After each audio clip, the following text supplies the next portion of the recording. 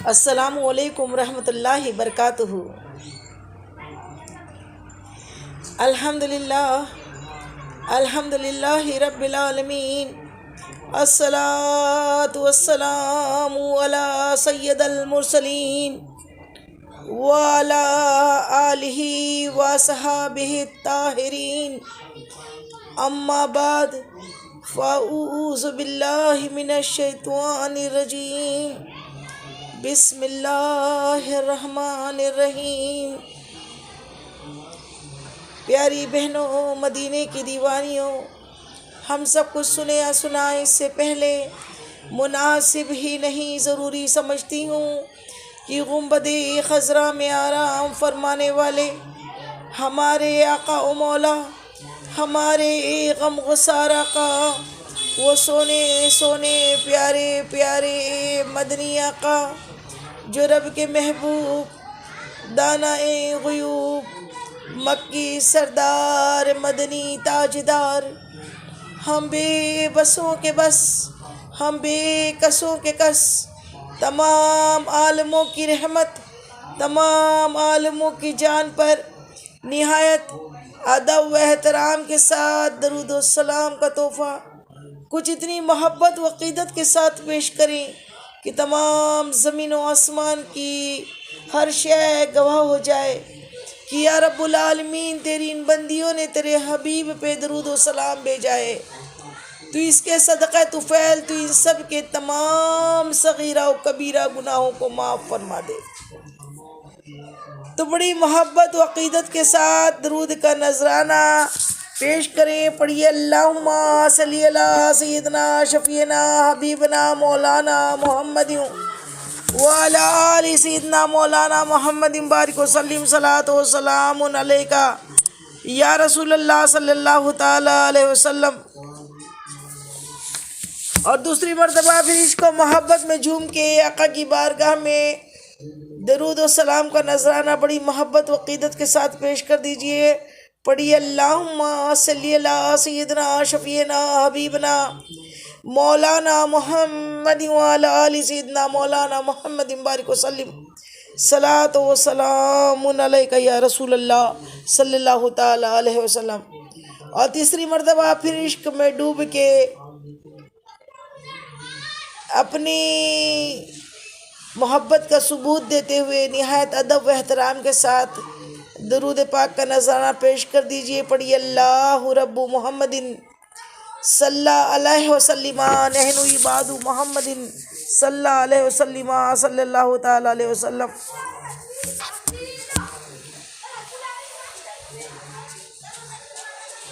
پیاری بہنوں، آج کا موضوع ہے حضور پاک صلی اللہ تعالی علیہ وآلہ وسلم کی پیاری سنتوں پہ عمل کرنا۔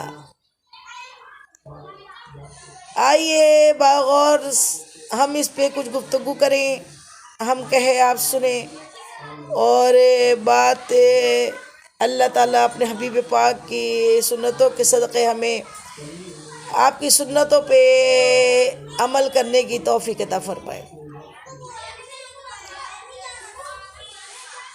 سنت کسے کہتے ہیں؟ جو کام حضور پاک صلی اللہ علیہ وسلم کی سنت سے مطلب یہ ہے کہ سنتوں پہ جو بھی کام میرے آقا کریم مدنی آقا سونے آقا مصطفیٰ جان رحمت نے اپنی زندگی میں کیے ہیں، جو آپ کا معمول رہا ہے، ان کاموں کو اپنی زندگیوں میں ہم اپنانے کی کوشش کریں، اس پہ چلنے کی کوشش کریں۔ تو آئیے سب سے پہلے تو ایک سنت کا ہم ذکر کرتے ہیں کہ حضور پاک صلی اللہ تعالی علیہ وسلم کی سب سے بڑی و خاص سنت یہ ہے کہ اللہ سے محبت کرنا۔ اور اللہ سے محبت کرنا، آقا نے کیسی محبت کی، آقا نے اپنے رب کو کس طرح منایا، امتی بھی اس سنت پہ عمل کرے کہ اللہ تعالیٰ کے حبیب ساری رات اللہ عز و جل کی بارگاہ میں کھڑے ہو کر نماز ادا کیا کرتے۔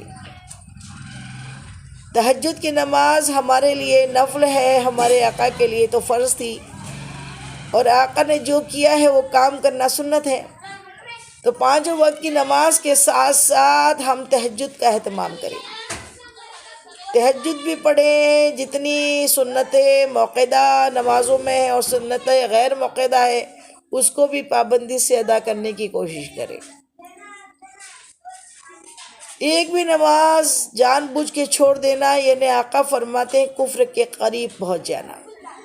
جس نے جانتے بوجھتے ایک وقت کی نماز ترک کر دی، چھوڑ دی، وہ کفر کے قریب پہنچ گیا۔ اللہ اکبر، اللہ اکبر۔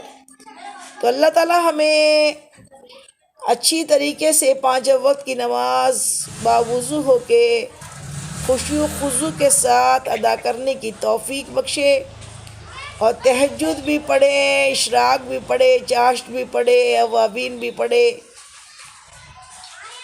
نفل نمازیں پڑھ کے اپنے رب کو منائیں، رب کو راضی کرے۔ رب سے محبت کا ذریعہ نماز ہے، اور آقا نے بڑی محبت کے ساتھ اپنے رب کی نماز ادا کی ہے۔ ایک ایک رکعت میں 5 پارے پڑھے ہیں۔ اللہ تعالیٰ ہم سب کو 5 پارے نہیں تو تہجد میں کم سے کم آدھا گھنٹہ 15 منٹ تو بھی اپنے رب کی بارگاہ میں کھڑے ہونے کی توفیق بخشے۔ سنتوں کے بارے میں بھی، سنت بھی ہر وہ کام جو میرے نبی نے کیا ہے وہ ہمارے لیے سنت ہے۔ نماز کے لیے طہارت فرض ہے، ضروری ہے، بنا طہارت کے نماز نہیں ہوتی۔ تو آقا کریم صلی اللہ علیہ وسلم نے جس طریقے سے وضو کیا، وضو جو ہے نماز کی کنجی ہے، طہارت، تو وضو میں اپنے تمام اعضاء کو 3 مرتبہ دھونا، یہ بھی میرے آقا کی سنت ہے۔ ہاتھوں کو، اعضاء وضو کو 3 مرتبہ اچھی طریقے سے دھوئیں، اچھی طریقے سے، یعنی خلال کر کے انگلیوں کو اچھی طریقے سے گٹوں تک ہاتھوں کو دھونا۔ میرے آقا نے 1 مرتبہ وضو کر کے دکھایا، کہا 1 مرتبہ دھونا نبیوں کی سنت ہے، اور 3 مرتبہ دھونا یہ میری سنت ہے۔ سبحان اللہ، سبحان اللہ۔ تو میرے آقا کی سنت 3 مرتبہ ہر اعضاء وضو کو دھونے کی ہے، ہم بھی اسے دھونے کی کوشش کریں، اچھی طریقے سے وضو کریں، کیونکہ وضو جتنا اچھا ہوگا نماز اتنی ہی اچھی ہوگی۔ نماز کی جان وضو ہے، اور طہارت کے بغیر نماز میں کوئی مزہ نہیں ہے، نماز پڑھنے کا حکم بھی نہیں ہے۔ جیسے ہی وضو ٹوٹ جائے فوراً وضو بنا لیا کرے، میرے آقا کی سنت سمجھ کے۔ ایک حدیث مبارکہ ہے، میرے آقا مدنی آقا، سونے آقا، پیارے آقا مصطفیٰ جان رحمت ارشاد فرماتے ہیں کہ بے حیائیوں کے دور میں، گڑبڑ کے زمانے میں، جس نے میری ایک سنت کو زندہ کیا، جس نے گڑبڑ کے زمانے میں، فتنوں کے زمانے میں جس شخص نے، جس میرے امتی نے میری ایک سنت کو زندہ کیا، اسے 100 شہیدوں کا ثواب ملے گا۔ سبحان اللہ، سبحان اللہ۔ کتنے؟ 100 شہیدوں کا ثواب۔ گڑبڑ کے زمانے میں، بے حیائی اور فتنوں کے دور میں ایک سنت کو زندہ کرنے کا ثواب 100 شہیدوں کے برابر ہے۔ سبحان اللہ، سبحان اللہ۔ تو اسی لیے یہ میرے آقا کریم صلی اللہ علیہ وسلم کا جو قول ہے کہ آپ نے فرما دیا کہ گڑبڑ کے زمانے میں جب لوگ فتنوں میں ہوں گے، بے حیائیوں میں ہوں گے، دنیا کے میں کھوئے ہوں گے، اس زمانے میں کوئی اگر سنت پہ چلتا ہے تو لوگ اس کی ہنسی اڑاتے ہیں۔ تو کوئی ہنسی اڑائے، اس کا کوئی اس کو فرق محسوس نہ ہو، اس کا کوئی وہ گلا نہ کرے، اسے کوئی تکلیف نہ پہنچے، اور کوئی بارے میں اس کے نہ سوچے کہ لوگ کیا کہتے ہیں، مجھے تو یہ سوچنا ہے میرے آقا کیا کہتے ہیں۔ کوئی خوش ہو نہ ہو، میرا رب کا محبوب خوش ہو جائے، مجھے وہ کام کرنے۔ تو اس طریقے سے سنت کو جس نے یہ سوچتے ہوئے کہ لوگ اس میں میری ہنسی اڑائیں گے، پھر بھی میں سنت کو زندہ کروں گی، سنت پہ عمل کروں گی، تو اسے 100 شہیدوں کا ثواب ملے گا۔ سبحان اللہ، سبحان اللہ۔ اور اس کے بعد نماز ہے، وضو ہے، پھر کھانا۔ کھانا کھانے کی سنت، تو کھانا کھانے کی سنت پہ آئیے ہم غور و تفکر کرتے ہیں کہ میرے آقا کھانا کس طریقے سے کھاتے تھے۔ تو میرے مدنی آقا، سونی آقا، پیارے آقا مصطفیٰ جان رحمت کا کھانا کھانے کا انداز کہ آپ جب بھی کھانا کھاتے آپ نے ارشاد فرمایا کھانا کھانے کے لیے کس طرح بیٹھو، بائیں پیر کو بچھا دو، سیدھا پیر کھڑا کر دو اور اس انداز میں بیٹھو۔ دسترخوان پہ بیٹھ کے کھانا کھانا سنت ہے، دسترخوان پہ کھانا کھاؤ، نیچے بیٹھ کے کھانا کھاؤ۔ اور اگر ویسے نہیں بیٹھا جاتا ایک پیر کھڑا کر کے ایک پیر بچھا کے، تو دونوں پیر کھڑے ہو کے اکڑو بیٹھ کے جس طریقے سے بیٹھتے ہیں ویسے کھانا کھاؤ۔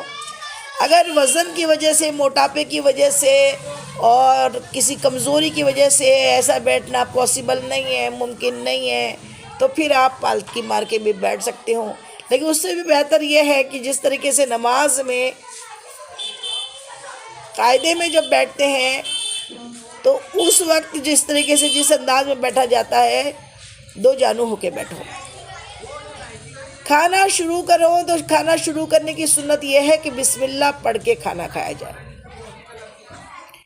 میرے مدنی آقا ارشاد فرماتے ہیں کہ جو کھانا بسم اللہ پڑھ کر کھاتا ہے اس میں شیطان شریک نہیں ہو سکتا، شیطان اس کھانے کو نہیں کھا سکتا۔ جہاں بسم اللہ آ گئی، اللہ کی آیت آ گئی، بسم اللہ الرحمن الرحیم کا، تو بہت ہی بڑھیا بات ہے، بسم اللہ کہا۔ اور بسم اللہ کے بنا کھانا جو کھاتا ہے وہ کھانا شیطان کے پیٹ میں جاتا ہے۔ اس لیے برابر یاد رکھے کھانا شروع کرنے کی سنت یہ ہے کہ بسم اللہ بلند آواز میں پڑھیں۔ اگر آپ بسم اللہ بلند آواز میں پڑھیں گے تو آپ کے آس پاس جو لوگ کھانا کھا رہے ہیں انہیں بھی یاد آ جائے گا۔ اور کھانا شروع کرتے وقت اگر بسم اللہ کہنا کسی وجہ سے بھول گئے تو میرے آقا فرماتے ہیں بسم اللہ اولہ و بسم اللہ آخرہ پڑھ لیا کریں۔ اور یہاں تک ہے کہ اگر کھانا پورا کھا لیا اور یاد ہی نہیں آیا اور ابھی کھانا ختم ہو چکا ہے اور پھر یاد آئے تو فوراً ابھی دسترخوان پہ بیٹھے ہو تو کچھ کھا کر بسم اللہ کہہ کے کچھ منہ میں ڈال لو، کھا لو، بسم اللہ اولہ آخرہ بول کے کھا لو۔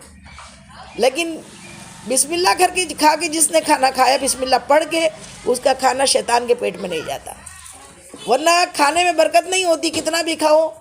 صحابہ کرام نے پوچھا یا رسول اللہ صلی اللہ علیہ وسلم ہم بہت کھاتے ہیں لیکن سیر نہیں ہو پاتے۔ میرے آقا مصطفیٰ جان رحمت ارشاد فرماتے ہیں بسم اللہ کہا کرو۔ جس کھانے میں اللہ کا ذکر ہو جاتا ہے، بسم اللہ ہو جاتا ہے، اس کھانے سے شیطان دور بھاگتا ہے اور اس کھانے میں برکت آ جاتی ہے، برکت آ جاتی ہے۔ تو برکت بھی آ جاتی ہے اور شیطان کے پیٹ میں نہیں جاتا، ورنہ ہم کو تو لگتا ہے ہم کھا رہے ہیں لیکن شیطان کھاتے رہتے ہیں۔ اسی میں ایک بڑا اچھا نقطہ یاد آ رہا ہے کہ جب میرے آقا نے فرما دیا کہ بسم اللہ جس کھانے میں پڑھ لی جاتی ہے وہاں شیطان اس سے دور ہو جاتا ہے، شیطان نہیں کھاتا۔ تو ہم کسی کی دل آزاری نہیں کرنا چاہتے، لیکن آج جو معاشرے میں بار بار یہ عقل کے اندھے ہی کہا جائے کہ جنہیں سمجھتا نہیں ہے کہ وہ کیا بول رہے ہیں، وہ ہر بات میں شرک لگا لیتے ہیں اور بدعت لگا لیتے ہیں اور نہ جانے کیا کیا، کچھ بیماری ہے، یہ بیماری کہی جائے گی اس کو، یہ ایسی بیماری ہے کہ سمجھتا کچھ نہیں ہے، بس ہر معاملے میں یہ شرک ہے، وہ شرک ہے، وہ شرک ہے، وہ بدعت ہے، وہ بدعت ہے۔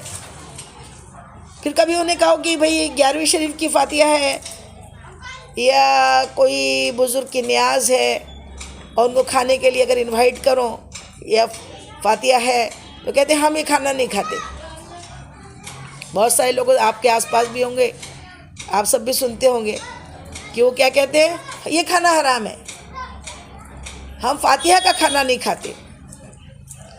فاتحہ کا کھانا نہیں کھاتے سے تو مراد سمجھ میں نہیں آئی، اس میں شرک کہاں سے ہوگا؟ اس میں فاتحہ کا کھانا کھانے سے شرک ہو جا رہا ہے تو بات سمجھ میں نہیں آتی، دلیل تو بتاؤ شرک کیوں ہو رہا ہے؟ تو میں نے بہت ہی غور و تفکر کیا اس بات پہ کہ اس میں تو شرک کہاں سے نظر آ رہا ہے۔ شرک، پہلی بات تو شرک لفظ کو سمجھ لیں، شرک اس کو کہتے ہیں جب اللہ کے ساتھ کسی کو شریک کیا جائے، اللہ کے علاوہ کسی کو سجدہ کیا جائے، کسی غیر کو اللہ سمجھا جائے، اللہ کے مقابل بالکل یہ سمجھ لے کہ یہ سجدے کے لائق ہے، تو پھر وہ شرک ہو گیا۔ لیکن اللہ تو اللہ ہے، وحدہ لا شریک ہے، تنہا ہے، واحد ہے۔ 73 فرقے، اس میں ایسا کوئی نہیں ہو سکتا مجھ کو لگتا ہے کہ جو اللہ کے علاوہ کسی اور کی پوجا کرتا ہے، کسی اور کی عبادت کرتا ہے، کسی اور کو معبود بناتا ہے۔ سب اللہ کو مانتے ہیں، کوئی ایسا نہیں ہے جو اللہ کو اپنا معبود نہیں مانتا۔ اللہ تو اللہ ہے، اللہ کے برابر بے مثل ہے، وہ اس کے جیسا کوئی ہے ہی نہیں، اور اس کے علاوہ کوئی عبادت کے لائق ہی نہیں ہے۔ عبادت تو ہم صرف اللہ کی کرتے ہیں۔ اور فاتحہ میں کیا کرتے ہیں؟ فاتحہ میں کسی اور کے کیا ہم منتر پڑھتے ہیں کہ کوئی غیر مذہب کی کوئی کتابوں کا کچھ اس میں جاپ کرتے ہیں؟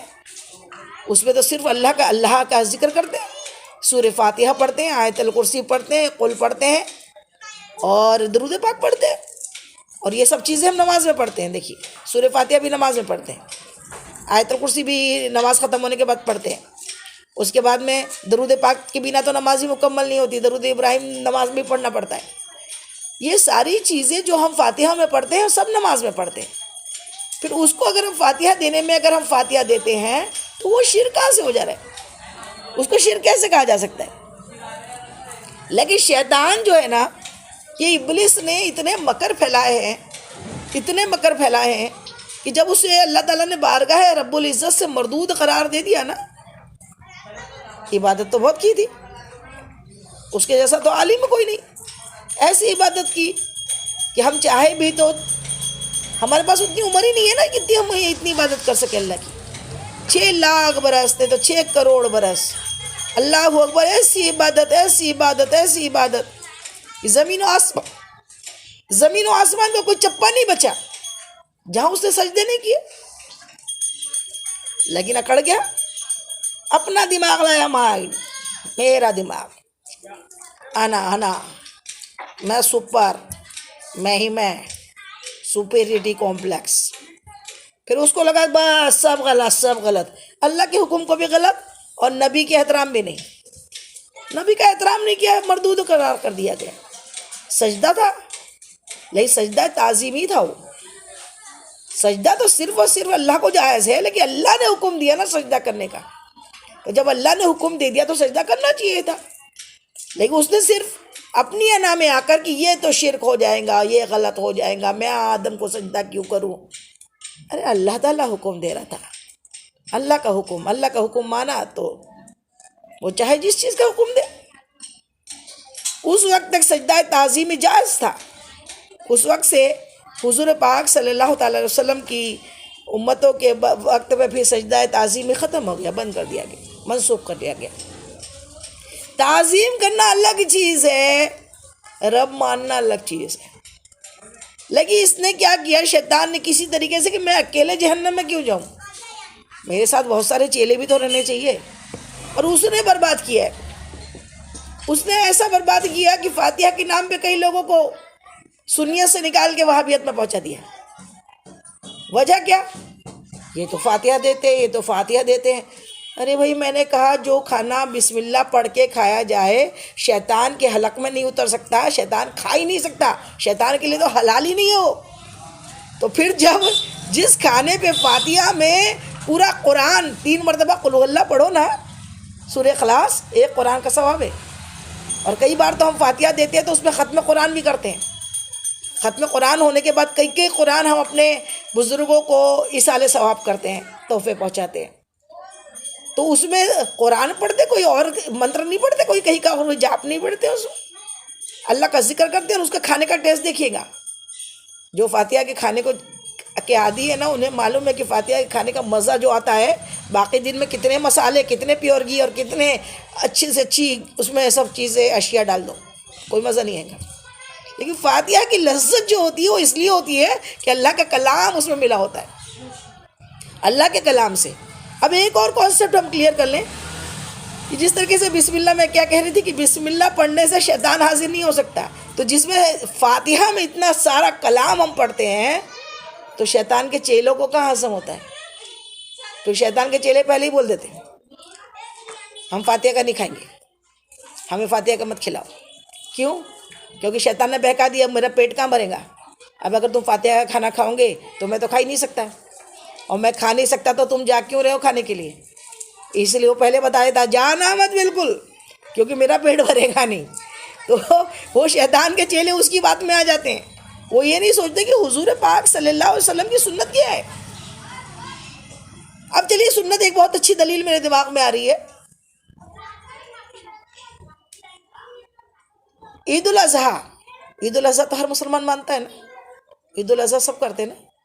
قربانیاں ہوتی نا، جس کی قربانی ہوتی ہے وہ تو اچھی بات ہے، اور جو صاحب حیثیت اور جس کی قربانی نہیں ہوتی وہ بھی قربانی کا گوشت کھاتا ہے نا. 73 فرقے سب کھاتے. قربانی کا گوشت ایسا کوئی نہیں ہے جو گوشت نہیں کھاتا، سب کھاتے.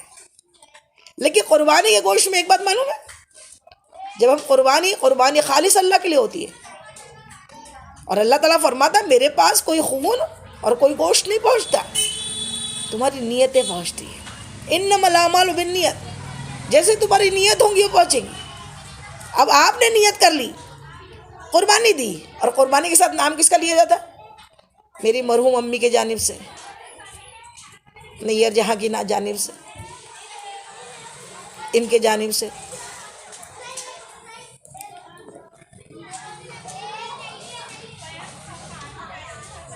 اس کو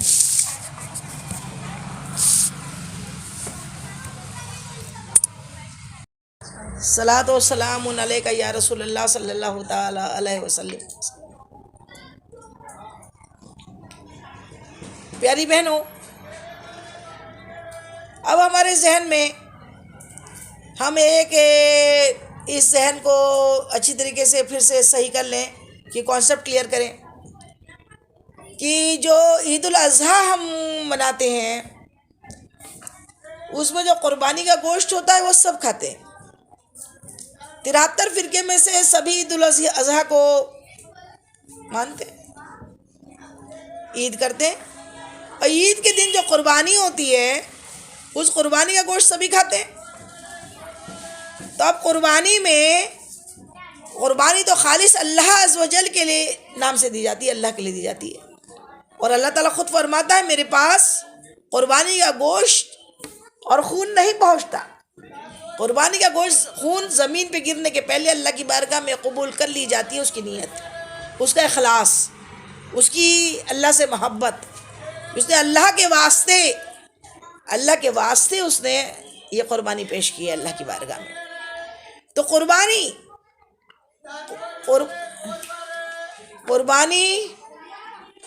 جو دی جاتی ہے اس کے لیے ہم کو یہ معلوم ہے کہ قربانی کس کی جانب سے دی جاتی ہے. جو صاحب حیثیت ہوتا ہے وہ قربانی کا بھی مسئلہ سمجھ لیجئے. گھر کے اندر جو گھر میں کمانے والے ہیں پہلے قربانی وہ اپنی جانب سے دے، ان کا نام لیا جاتا ہے قربانی میں. پھر جب ان کے ہو گیا، ان کو حیثیت ہے، تو پھر وہ اپنی بیوی بچوں کے جانب سے، اپنے ماں باپ، یہاں تک مرحومین کے جانب سے بھی قربانی دے. اور سب سے بہتر قربانی تو بہترین اپنے بعد کمانے والا اپنے بعد سب سے پہلے حضور اقدس صلی اللہ تعالیٰ علیہ وسلم کی جانب سے دے قربانی. تو نام لیا جاتا ہے، سب کو معلوم ہے قربانی میں. اب جو نام لیا جا رہا ہے تو اب وہ قربانی کا گوشت تو اب ان لوگوں کے حساب سے جو فاتحہ کا نہیں کھاتے ان کے لیے تو شرک ہو گیا، پھر وہ حرام ہو گیا، بدعت ہو گئی. ہوتی ہے کیا؟ کھاتے ہیں نا. جب وہ نام لیا ہوا گوشت وہ کھاتے ہیں، اس میں بدعت نہیں ہوتی. تو فاتحہ جس میں اللہ کا کلام پڑھا جاتا ہے وہ کھانے میں کون سا حرج ہوتا ہے؟ سمجھ کی بات ہے. شیطان نے بہکا کر رکھا زبردستی بلا وجہ کا کہ وہ نام لے لیا. اور یہاں تک کہ 11ویں شریف ہم کرتے ہیں، وہ بولے غیر اللہ کا کھانا. یہ بھی سنا ہم نے، غیر اللہ کا کھانا. ارے بھائی غیر اللہ کا کھانا کا سرکار غوث اعظم کے نام سے جو نیاز بنتی ہے، عید میلاد النبی میں جو ہر چوک ہر گلی میں نیازیں بنتی ہے، اس میں جتنے بکرے ذبح کیے جاتے ہیں، جا کے کھڑے رہیے آپ دیکھیے، اللہ اکبر کے بنا کوئی بکرا ذبح نہیں ہوتا، کوئی جانور ذبح نہیں کیا جاتا. نام تو اللہ کا ہی لیا جاتا ہے ذبح میں. پھر اس کی نیاز بنائی جاتی ہے، اور نیاز ایصال ثواب کیا جاتا ہے، تحفہ پہنچایا جاتا ہے. جیسے ہم اپنے گھر میں کوئی پارٹی کرتے ہیں، دعوت کرتے ہیں، دعوت کا اہتمام کرتے ہیں، اپنوں کو بلاتے ہیں، اپنے بھائی بہنوں کو ہم چاہتے ہیں کہ ہمارے بھائی بہن آئے اس میں، تو ان کو بلاتے ہیں. تو ان کو بلا لینا بھی تو پھر بدعت ہو گئی. اگر یہ بدعت بدعت کرتے رہتے تو دنیا میں کسی کا کسی سے رشتہ ہی نہ رہے. یہ بلایا یہ بدعت، اس کو دعا کے لیے کہا بدعت، اس کو وہ کہا وہ شرک ہو گیا، اس کو کہا وہ شرک ہو گیا. ارے سمجھ میں آ رہا ہے شرک کس کو بولتے ہیں؟ شرک تو صرف اللہ کے ساتھ شریک کر کے کسی اور کی عبادت کرنے کا نام شرک ہے. باقی کھانا کھانے سے شرک نہیں ہوتا ہے. ایصال ثواب. سرکار غوث اعظم ارشاد فرماتے ہیں کہ میرے نزدیک بھوکوں کو کھانا کھلانا اور ننگوں کو کپڑے پہنانے سے بڑھ کر کوئی نیک عمل نہیں ہے. کھانا کھلاؤ. جو بھوکا ہوتا ہے نا، چاہے وہ امیر ہو چاہے غریب ہو، بھوک سبھی کو لگتی ہے، اور اس کو کھانا کھلانے سے بڑا کوئی نیک عمل نہیں ہے. جس کے پاس کپڑے نہیں ہے پہننے کو، اس کو کپڑا پہناؤ، اس سے اچھا کوئی عمل نہیں ہے. ابھی وہ شیطان نے بہکا کے رکھا ہے، کیا ضرورت ہے 10ویں کرنا، 20ویں کرنا، 30ویں کرنا، 40ویں کرنا. وہ چپ چاپ ایسا بلانا مرحوم کے نام سے کسی کو پیسے دے دینا ہے، کسی غریب کو. اچھا پیسے دے دیے، پھر ادھر جا کے گانجا پیتا ہے، وہ چرس پیتا ہے، شراب پیتا ہے ادھر جا کے. آپ نے صرف چپ چاپ پیسے دے دیے، تمہارے بڑھیا وہ گانجا پیئیں گا اور تمہارے ماں باپ کے لیے دعا کرے گا وہ. ارے کھانا کھلاؤ. کھانا کھلانے میں تکلیف بھی جاتی ہے، پکانا بھی پڑتا ہے، محنت بھی لگتی ہے. محنت کے سب کاموں سے شیطان نے بچا لیا ہے. بولے کچھ پکاؤ بھی مت اور کسی کو بلاؤ بھی مت، کسی کو کھلاؤ بھی مت، اور کوئی بلائے تو اس کو شرک بدعت بتا دو. کھانا مت کھاؤ. اور یہ اللہ کا نام لینے سے شرک ہو جائے گا. اللہ کا نام نہیں لیا تو، ارے اللہ کا نام لیا ہے تو شرک کہاں سے ہوگا؟ کسی غیر اللہ کا نام کھانے میں پڑا ہے. یہاں جیسے غیر مسلمس نے بلایا ہم کو، دیوالی کا کھا لو، یہ کھا لو، یہ سب حرام ہے، یہ نہیں کھا سکتے ہم. اس میں تو گو موتر وغیرہ بھی ڈالے ہیں اس میں، تو کیا ہم کھا سکتے ہیں اس کو؟ نہیں کھا سکتے. لیکن وہاں نہیں بولتے ہیں، وہاں نہیں، وہاں سب چلتا ہے. کیونکہ شیطان کو چلتا ہے نا، شیطان بہکاتا ہی نہیں، اس کو چلتا ہے. وہ بولتا کھاؤ کھاؤ، بالکل کھاؤ. اور جہاں پاک کھانا، پاکی اس کی سے پکایا گیا، اللہ کا ذکر اس پہ کیا جانا ہے، پڑھائی کی جانی ہے، وہ کھانا نہیں کھاؤ. اللہ اکبر. سمجھ میں آیا؟ اللہ تعالیٰ اسی ضمن میں ایک حدیث مبارکہ یاد آ رہی ہے کہ حضرت سعد بن عبادہ رضی اللہ تعالیٰ عنہ حضور اقدس صلی اللہ تعالیٰ علیہ وسلم کی خدمت اقدس میں حاضر ہوئے. عرض کرتے ہیں یا رسول اللہ صلی اللہ تعالیٰ علیہ وسلم، میری والدہ فوت ہو گئی، میں ان کے لیے، ان کے سال کے لیے کچھ کرنا چاہتا ہوں. آپ بتائیں میں کیا کروں جس کا صلہ انہیں جنت میں ملے، انہیں ملے ان کے قبر میں. میرے مصطفیٰ جان رحمت ارشاد فرماتے ہیں ایسا کہہ سکتے تھے کہ کیا کرنا ہے، اب تو مر گئی ماں، اب اس کے لیے کیا رکھا ہے کرنا دھرنا. اور یہ آج بھی وہی کرتا ہے جو اپنی ماں باپ سے محبت کرتا ہے. ورنہ لوگ تو آدھے راستہ ہی دیکھ رہے تھے کم مرے ماں، ہمیں کیا کرنا ہے. جیتے جیتے نہیں کھلاتے، مرنے کے بعد کیا کھلا دیں گے؟ محبت جو کرتا ہے وہ جیتے جی بھی کیئر کرتا ہے، اور مرنے کے بعد بھی پھر دیجیے 10ویں 20ویں 40ویں کرتا ہے اور برسی کرتا ہے، کہ اسے ماں باپ یاد رہتے ہیں. اور یاد کی وجہ سے پھر وہ ان کی یاد میں غریبوں کو بھی کھلاتے رہتا ہے، مسکینوں کو بھی کھلاتے رہتا ہے. اب انہوں نے پوچھا یا رسول اللہ، حضرت سعد نے، بتائیے کچھ عمل کی میں کیا کروں. مدینہ منورہ میں پانی کی کمی تھی. پیارے مصطفیٰ جان رحمت ارشاد فرماتے ہیں سعد، تم اپنی امی کے لیے، اپنی والدہ کے لیے کنواں کھدوا دو. سبحان اللہ. پانی سب سے اچھا صدقہ ہے. پانی جو ہے سب سے اچھا ایصال ثواب ہے.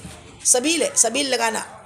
یہ جو ہم محرم میں سبیلیں لگاتے ہیں نا، پانی پلاتے ہیں شہداء کربلا کے نام سے، شربت پلاتے ہیں. پانی پلانے سے بڑھ کے کوئی ثواب نہیں ہے، بہت بڑا کا ثواب ہے پانی پلانا، شربت پلانا بزرگوں کے نام سے، شہداء کربلا کے نام سے. انہوں نے کہا کہ تم کنواں کھدا دو. کنواں کھدا دیا گیا. اب حضرت سعد رضی اللہ تعالیٰ عنہ جو تھے، انہوں نے کیا کیا، اس کی افتتاح رکھی. آج کنواں کھد گیا، اس کی افتتاح حضور پاک صلی اللہ تعالیٰ علیہ وسلم فرمائیں گے، آپ کو بلایا گیا. میرے مصطفیٰ جان رحمت تو بسم اللہ کے بنا کوئی کام ہی نہیں کرتے. یہاں تک نالین میں، جوتے میں اپنا پیر ڈالتے تو بسم اللہ، کھانے کا لقمہ اٹھاتے تو بسم اللہ، کہیں جاتے تو بسم اللہ، گھر سے نکلتے تو بسم اللہ، سواری میں بیٹھتے تو بسم اللہ. بسم اللہ اسی سنت آقا کی، ہم نے سب نے کرنا چاہیے عمل. آپ سعد کے کنویں پر حاضر ہوئے اور بسم اللہ کہہ کے پانی کا ڈول نکالا. بسم اللہ پڑھی نا، بسم اللہ قرآن کی ایک آیت ہے نا، قرآن کی ایک آیت ہے نہیں بسم اللہ، اور بسم اللہ سے ساری آیتیں پڑھی جاتی ہیں. آپ نے پڑھی اور بسم اللہ، اور پھر سب کو پانی دیا، سب سے کہا خاص عام امیر غریب سب سعد کے کنویں سے پانی پیے. اور یہ کنواں سعد کی امی کا ہے، یہ کنواں سعد کی امی کے لیے، یہ کنواں سعد کی امی کے لیے. سبحان اللہ. اب امی کا نام آ گیا، اللہ کا نہیں بھائی، سعد کی امی کا کنواں ہے. بہت ہی بڑا شرک.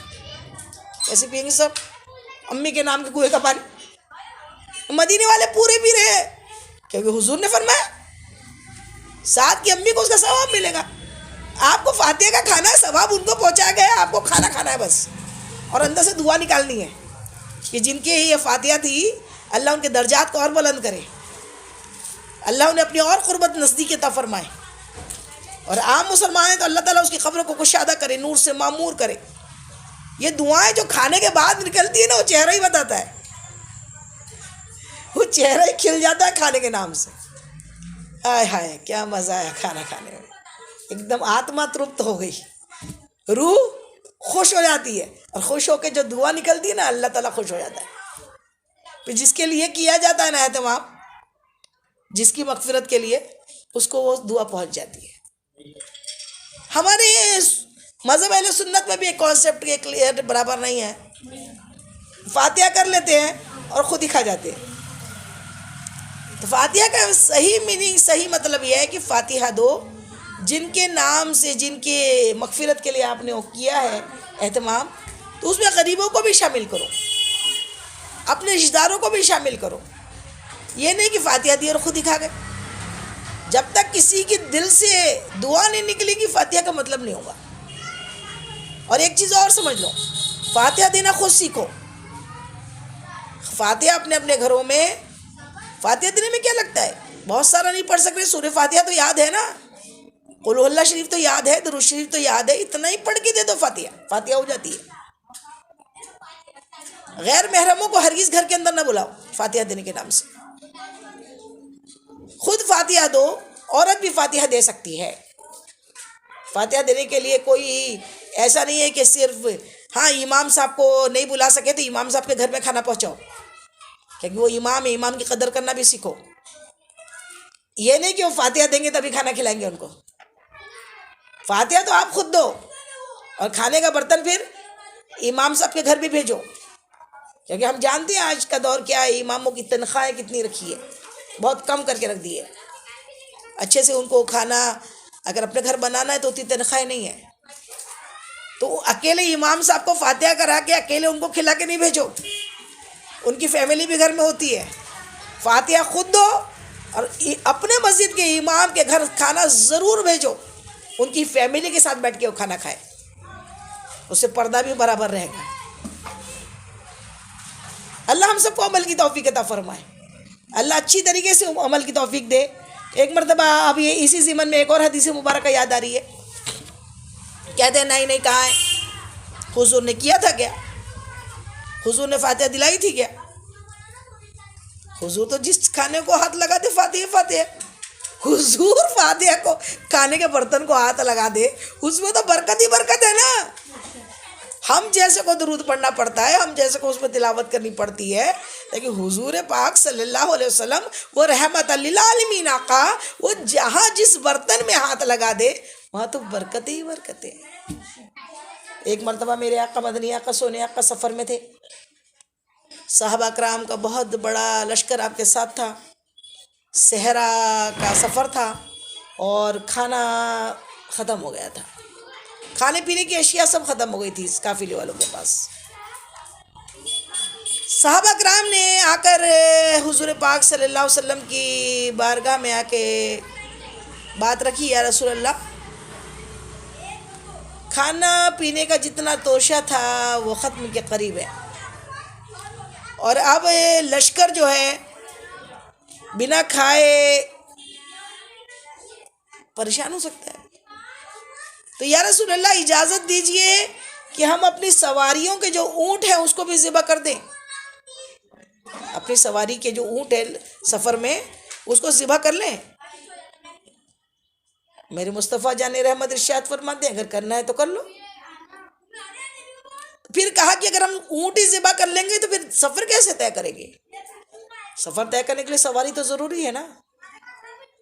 تو میری مصطفیٰ جان رحمت کے سامنے پھر انہوں نے ایک مشورہ رکھا، یا رسول اللہ صلی اللہ علیہ وسلم، ہمارے پاس جتنا بچا ہے پورے لشکر میں جس کے بعد جو روٹی کا ٹکڑا ہے یا تھوڑا دال ہے یا تھوڑا چاول ہے یا تھوڑا جو کھانے پینے کی جو اشیاء توشے میں بچی ہے،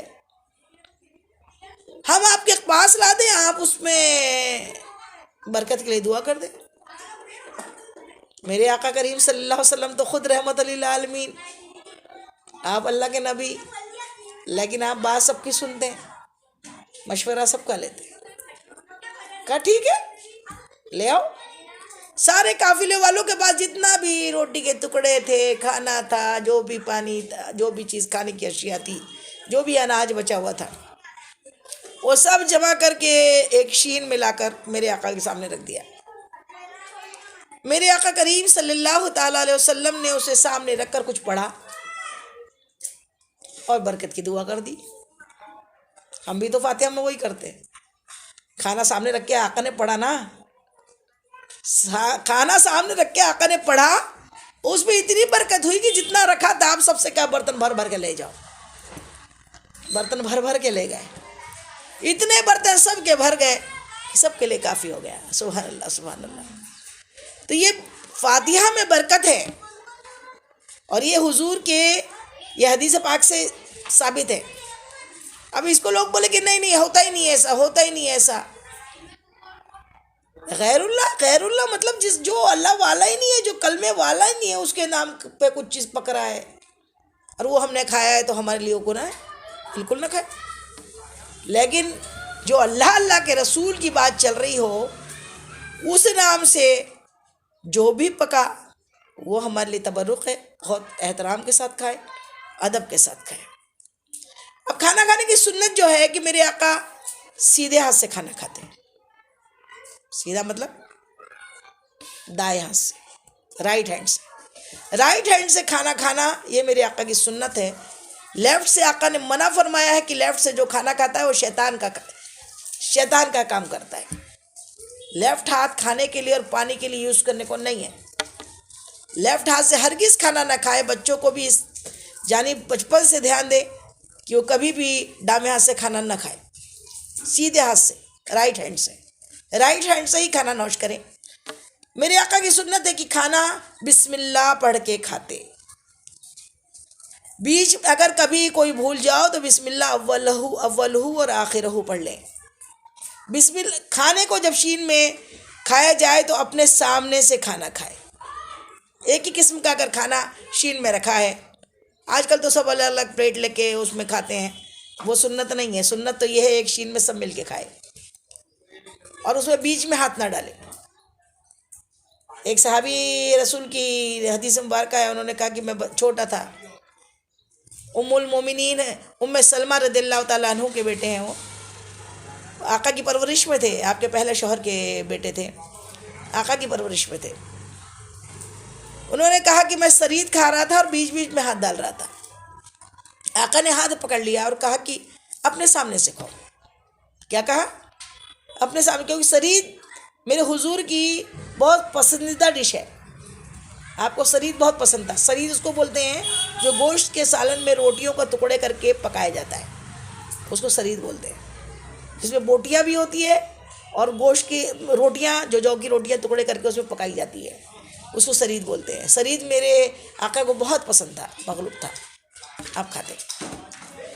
تو آپ نے کہا کہ سرید ایک ہی قسم کا کھانا ہے، الگ الگ قسم کا کھانا تو شین میں نہیں ہے، اس لیے آپ کیا کرو، اپنے سامنے سے کھاؤ، بیچ بیچ میں ہاتھ نہیں ڈالو. اور ایک جگہ آقا فرماتے کہ بیچ میں برکت ہوتی ہے. اپنے پلیٹ میں بھی جب بھی کھاؤ تو ایک دم سے بیچ میں سے نہیں کھاؤ، کنارے سے کھاؤ. کھانا ادب کے ساتھ کنارے سے کھاؤ، سامنے سے کھاؤ، بیچ بیچ میں ہاتھ نہیں ڈالو. ہاں مختلف قسم کے کھانے اگر آپ کے سامنے ہیں تو پھر آپ کھانے میں ادھر ادھر ہاتھ اس کو اٹھانے کے لیے کر سکتے ہو. انہوں نے کہا کہ میرا ہاتھ میرے آقا نے پکڑ لیا اور کہا کہ تم سامنے سے کھاؤ، اپنے سامنے سے کھاؤ، ایک ہی قسم کا کھانا ہے. اس کے بعد پھر ہمارے سامنے حضور کی خدمت میں کھجوریں پیش کی گئی، جو کھجوریں مختلف قسم کی تھی، کوئی سوکھی تھی، کوئی گیلی تھی، کوئی اجوا تھی، الگ الگ قسم کی کھجوریں آقا کے سامنے پیش کی گئی شیر میں۔ اب میرے آقا فرماتے ہیں کہ تم سب جگہ سے اٹھا کے کھا سکتے ہو، کیونکہ یہ مختلف کھجوریں، ایک ہی کھجور نہیں، ایک ہی قسم نہیں ہے۔ سبحان اللہ سبحان اللہ۔ اس طریقے سے کھانا کھانے کی سنت ہے، بسم اللہ کہہ کے کھائے اور کھانے کے آخر میں الحمدللہ کہے، شکر ہے الحمدللہ، اے اللہ تیرا شکر ہے الحمدللہ کہے۔ تمام تعریف اللہ کی جس نے ہمیں کھلایا پلایا، جو ہمیں کھلاتا پلاتا ہے۔ کھلانے والی ذات تو صرف اللہ کی ہے، ذریعے وہ بناتا ہے، نہ جانے کس کی روزی۔ اور اللہ تعالیٰ کو مہمان بہت پسند ہے۔ اللہ تعالیٰ کس کس چیز میں خوش ہوتا ہے؟ اللہ کو بارش، بیٹی، مہمان بہت پسند ہے، لیکن ہمیں اتنی تکلیف ہوتی ہے۔ بیٹی ہو گئی تو منہ ٹیڑھا ٹیڑھا کرتے، بارش ہو رہی تو پریشان ہو جاتے، اور مہمان آ گئے تو ٹیڑھا منہ کرنے لگتے ہیں۔ مہمان اپنی قسمت کا کھاتا ہے اور آپ کے گھر سے آپ کی بلائیں لے کر جاتا ہے، آپ کے گھر سے آپ کی پریشانیاں لے کر جاتا ہے۔ ایک عورت تھی جنہوں نے حضور کی خدمت میں عرض کیا، یا رسول اللہ صلی اللہ علیہ وسلم، میرے شوہر کو مہمان بلانے کا بہت شوق ہے، وہ روز ہی مہمان بلا لیتے ہیں، اور روز مہمان، اور روز بنا بنا کے میں تھک گئی ہوں مہمانوں کے کھانے۔ میرے آقا مصطفیٰ جان رحمت ارشاد فرماتے ہیں، اچھا تو اب جب مہمان بلائے نا تو مجھ کو بلا لینا۔ اور جب ایک جگہ آیا کہ کہا کہ ایسا کرو، جب مہمان جب جائے نا تو تم دیکھنا مہمان کو جانے کے بعد کیا دکھتا ہے۔ تو دیکھا کیا کہ مہمان جب گئے تو اس نے جب اور دیکھا تو دیکھا کہ گھر سے چوہے، چھپکلیاں اور نہ جانے کتنی چیزیں مہمانوں کے جانے کے بعد باہر نکل رہی ہے۔ تو مہمان آتے ہیں رزق لے کر اور جاتے ہیں، جب مہمان جاتا ہے خوش ہو کر تو گھر سے بلائیں دور ہو جاتی ہیں۔ اس کا مطلب یہ نہیں کہ مہمان سمجھ لے میں مہمان بنا میرے ساتھ بلائیں آ جائیں گی، مہمان کو کچھ نہیں ہوتا ہے، بلائیں چلے جاتی ہے۔ مہمان اللہ کی رحمت ہے، بارش اللہ کی رحمت ہے، بیٹی اللہ کی رحمت ہے، اور اس سے اللہ تعالیٰ خوش ہوتا ہے۔ تو اللہ تعالیٰ کو خوش کرنے کی کوشش کرے، مہمانوں کو بلایا کرے، آپ کے رزق میں برکت اور برکت بڑھتے جائے گی۔ کھانا کھانے کی سنت میں یہ بھی ہے کہ کھانا کو 3 انگلیوں سے کھائے، 3 انگلیاں، پوری 5 انگلیوں کو لگا کے کھانا نہ کھائے، یہ جاہلوں کا طریقہ ہے۔ 3 انگلیوں سے کھائے، کھانے کو بہت ہاتھوں میں کھانا بھرنا نہیں چاہیے، 3 انگلیوں سے اپنے سامنے سے کھائے، 3 انگلی سے لقمہ بنائے اور پھر کھائے۔ چھوٹے چھوٹے لقمے کھائے، چھوٹے چھوٹے لقمے توڑ کے اچھی طریقے سے چبا کر کھائے، بسم اللہ پڑھ کر کھائے، چھوٹے چھوٹے لقمے کھائے اچھی طریقے سے، جب تک چبا کے وہ لقمہ اندر نہیں چلے گیا دوسرے لقمے کو ہاتھ نہ لگائے۔ یہ ڈائجیشن کے لیے اچھا ہے، سائنسٹک حساب سے بہت بہتر ہے کہ اس میں لار اچھی طریقے سے ملے گی، لعاب ملے گا تو کھانا اچھی طریقے سے ڈائجسٹ ہوگا۔ اس چیز کا خاص خیال رکھیں۔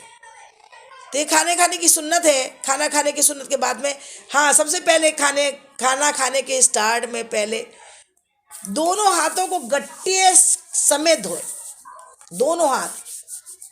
میں نے خود مشاہدہ کیا ہے کہ لوگ اتنی سی 3 انگلیاں یوں دھو لیتے ہیں، کوئی آتا ہے ہاتھ دھولا اتنا سے دھو لو، ایک ہی ہاتھ دھو لیتے، ایک تو یا اتنی سی انگلیاں ہی دھو کے دھل جاتی ہیں انگلیاں۔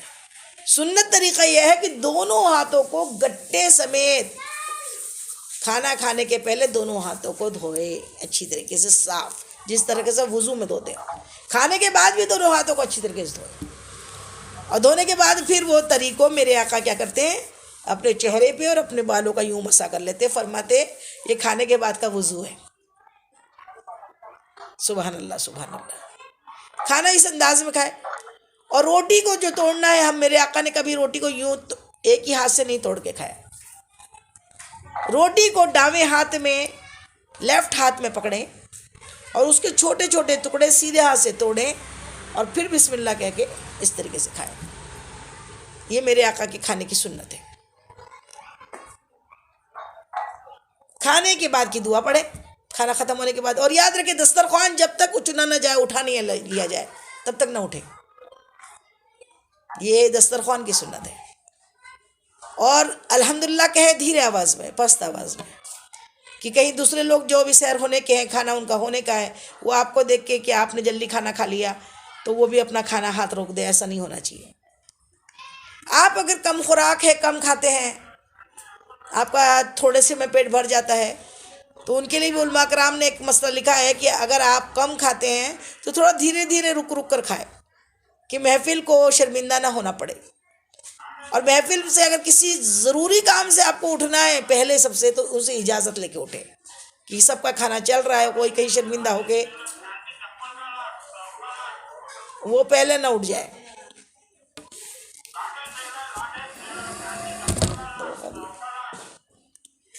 ایک مرتبہ درود پاک پڑھ لیجئے. اللہم صلی علی سیدنا شفیعنا مولانا محمد وعلی آل سیدنا مولانا محمد وعلیہ وسلم. الصلاۃ والسلام علیک یا رسول اللہ صلی اللہ تعالی علیہ وسلم.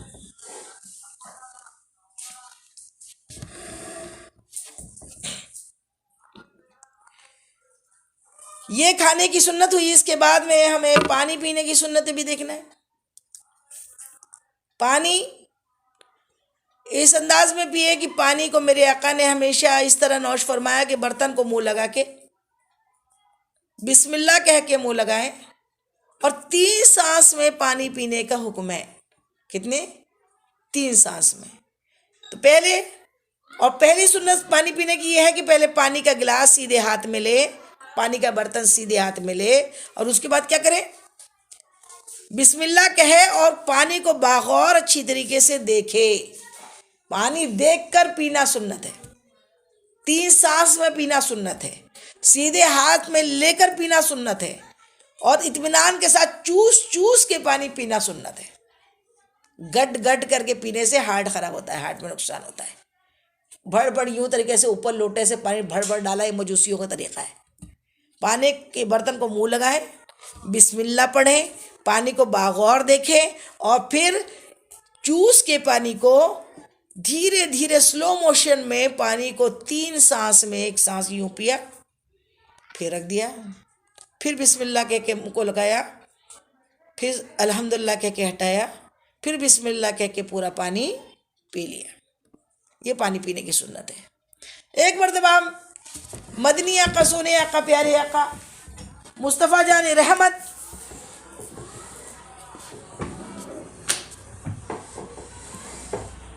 ایک مرتبہ مسجد میں تقریر کر رہے تھے، پانی پینے کی سنت بتا رہے تھے. مدینہ شریف میں مسجد کے پاس سے ایک یہودی کا گزر ہوا.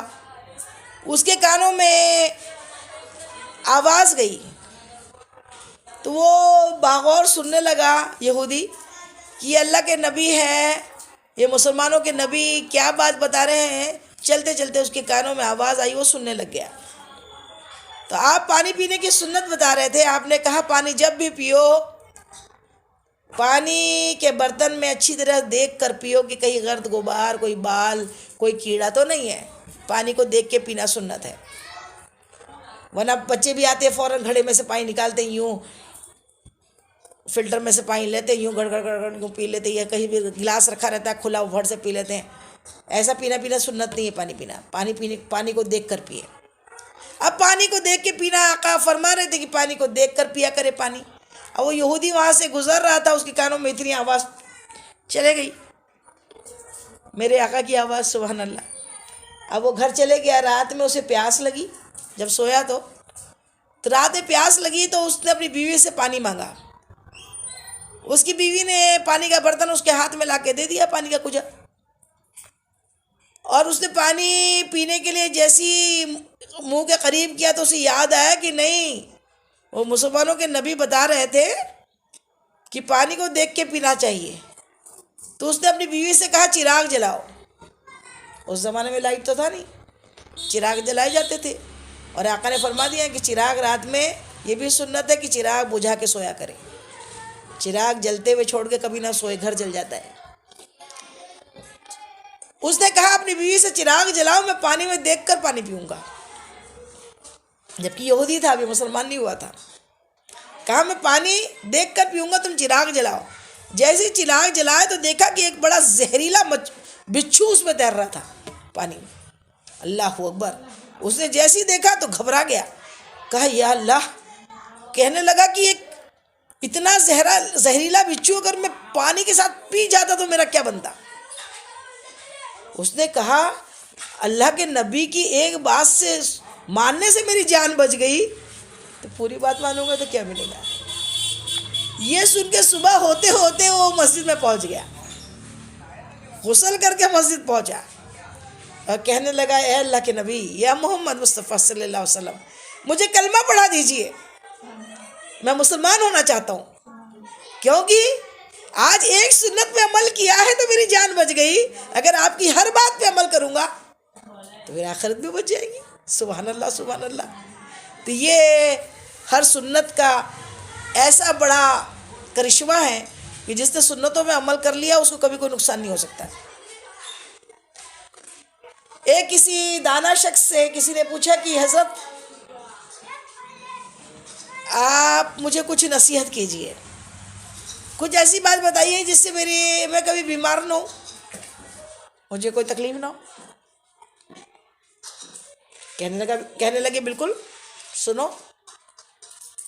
کہا سنو, میں تمہیں ایک نصیحت کرتا ہوں, جب بھی پانی پیو بسم اللہ کہو, کھانا کھاؤ بسم اللہ کہو, جوتے چپل پہنو بسم اللہ کر کے پیر ڈالو, گھر سے باہر نکلو بسم اللہ پڑھو, بسم اللہ توکلت علی اللہ لا حول ولا قوت الا باللہ العلی العظیم.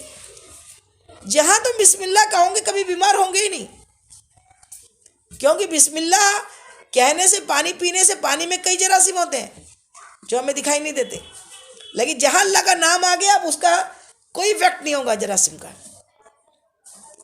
اس کا مطلب یہ نہیں کہ آپ صفائی کا اہتمام نہ کریں, صفائی کا اہتمام برابر کریں. ہمارے یہاں تو حالت یہ ہے کہ جتنی طہارت کا حکم ہے اسلام میں کسی مذہب میں نہیں ہے. نماز کے لیے 5 بار وضو کرو, وضو پہ وضو کرو, نور ہے, نور پہ نور ہے. وضو کرو, پاک رہو, اپنے گھروں کو پاک رکھو, اپنے برتنوں کو پاک رکھو, یہاں تک بیت الخلاء کو پاک رکھو, صاف رکھو اس کو. اپنے بیت الخلاء کی بالٹیوں کو, مگوں کو, نلوں کو چمکا کے رکھو. اس میں کتنے جراثیم ہوتے ہیں, کیونکہ وہاں تو ہم بسم اللہ بھی نہیں بول سکتے. بیت الخلاء جائیں تب بسم اللہ نہیں,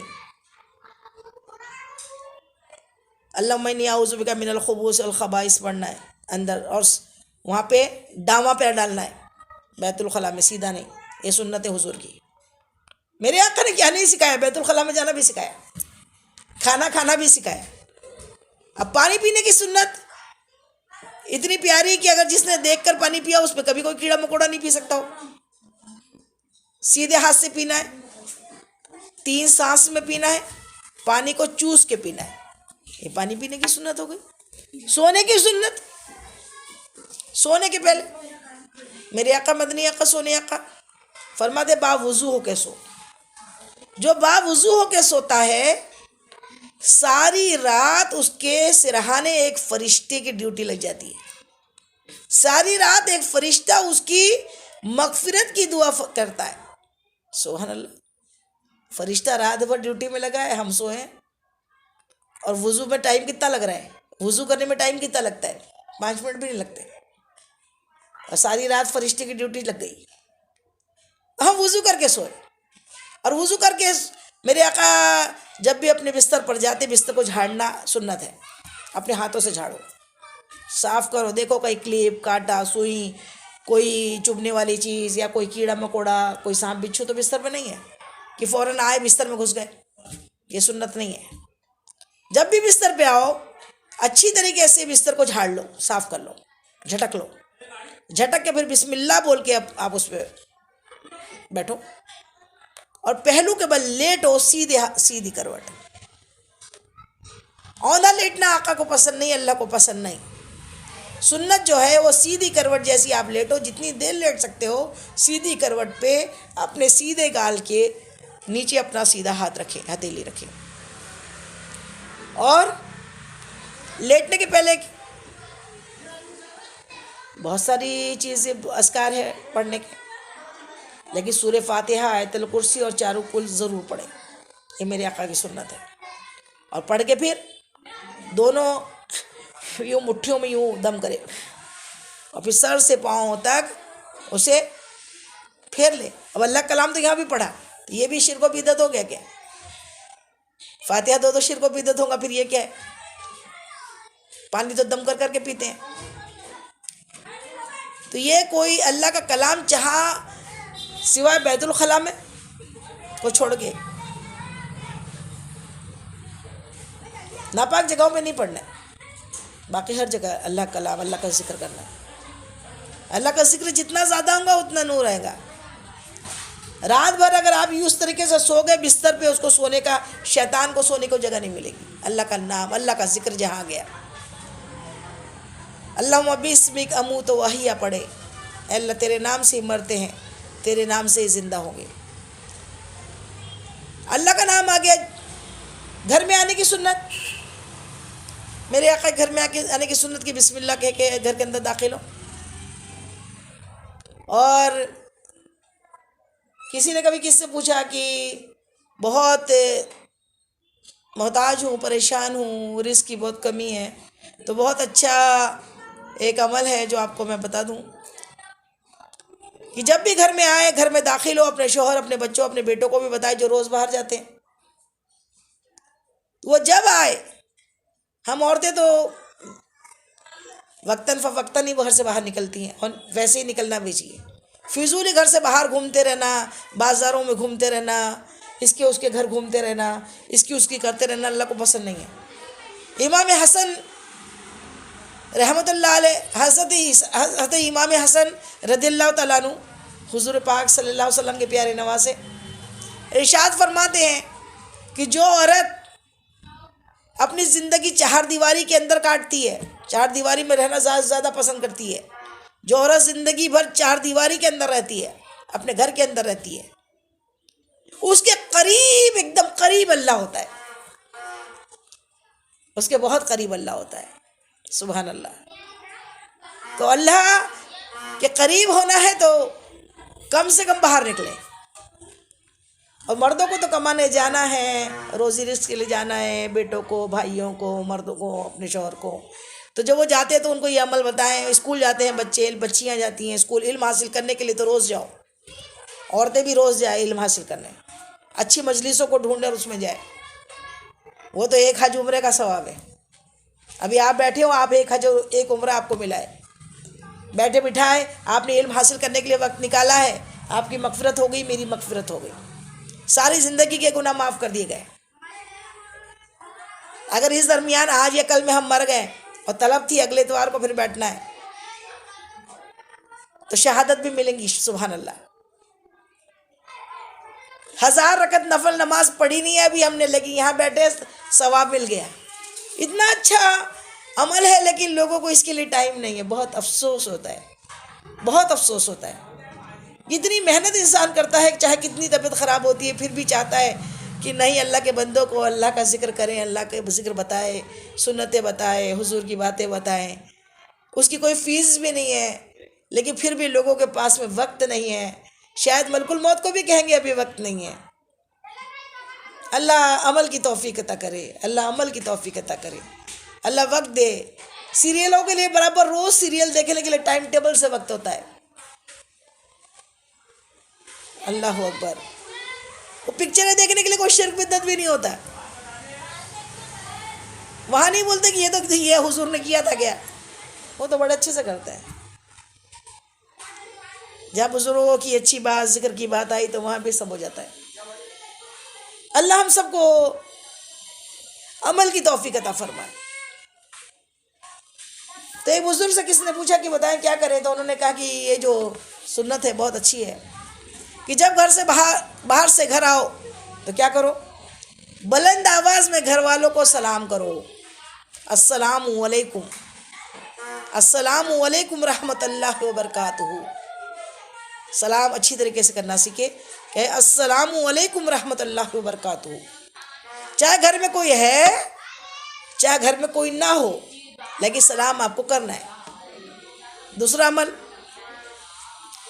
حضور پاک صلی اللہ تعالیٰ علیہ وسلم کی ذات پر سلام پیش کرو. الصلاۃ والسلام علیک یا رسول اللہ صلی اللہ تعالیٰ علیہ وسلم.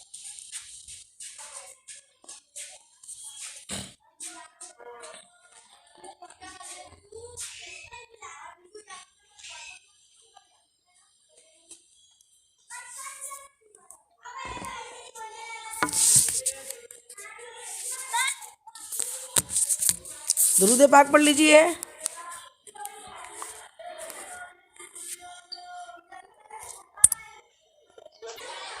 درود پاک پڑھ لیجئے. اللہم صلی علی سیدنا شفیعنا حبیبنا مولانا محمد وعلی آل سیدنا مولانا محمد بارک وسلم. صلاۃ و سلام علیک یا رسول اللہ صلی اللہ تعالیٰ علیہ وسلم. تو کیا فرماتے ہیں آقا؟ غربت دور کرنے کا، روزی میں فراغی ہو جائے، روزی میں برکت ہو جائے، اس کے لیے کیا عمل کرنا ہے؟ کہ باہر سے جب گھر آؤ تو کیا کرو؟ بلند آواز میں سلام پیش کرو گھر میں، چاہے گھر میں کوئی ہو چاہے گھر میں کوئی نہ ہو. پھر دوسرا کام، حضور پاک صلی اللہ تعالیٰ علیہ وسلم کی ذات پر صلاۃ و سلام پیش کرو. الصلاۃ والسلام علیک یا رسول اللہ صلی اللہ تعالیٰ علیہ وسلم. اور تیسرا کام ہے بسم اللہ الرحمن الرحیم کہہ کے سورہ اخلاص قل هو اللہ احد، یہ سورہ اخلاص 3 مرتبہ پڑھ لو.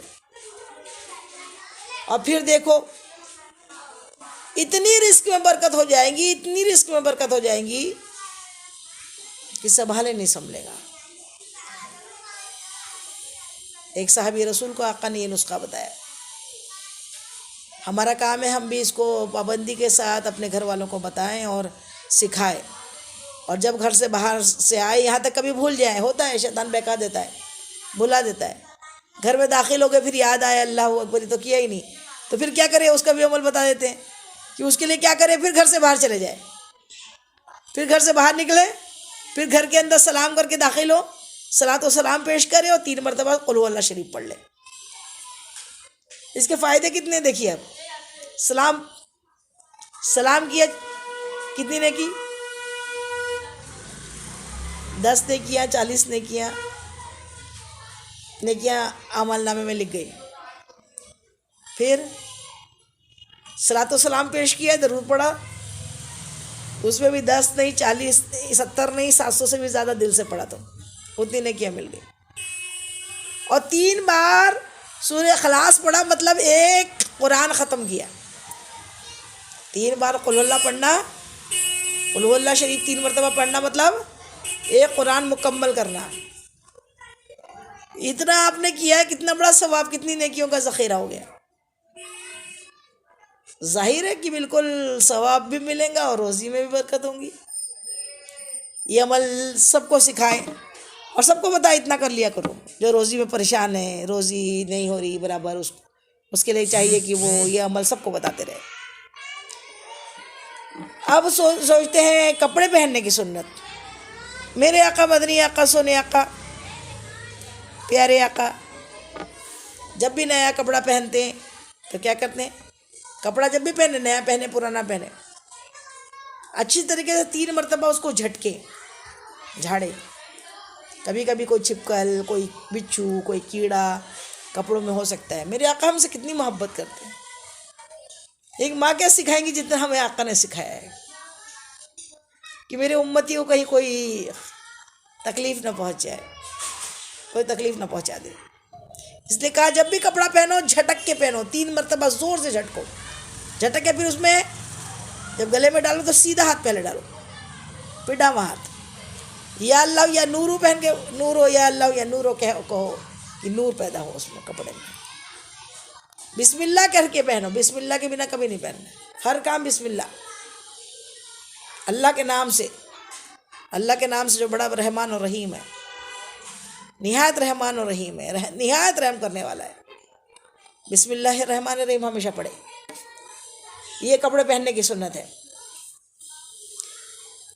بات کرنے کی سنت. بات کرنے کی سنت میں میرے مدنی آقا سونے آقا جب کسی سے گفتگو فرماتے تو جب تک آگے والا اپنی بات پوری نہیں کر دیتا آپ کچھ نہیں بولتے. بات کرنا سب کو آتا لیکن سننا کسی کو نہیں آتا، زیادہ تر اکثر کو نہیں آتا. سننا تو لوگ پسند نہیں کرتے، اپنی اپنی بس اپنی اپنی اپنی. اور میرے مصطفیٰ جیسا کون ہوگا؟ کوئی ہے ہی نہیں، آیا ہی نہیں، آئے گا بھی نہیں.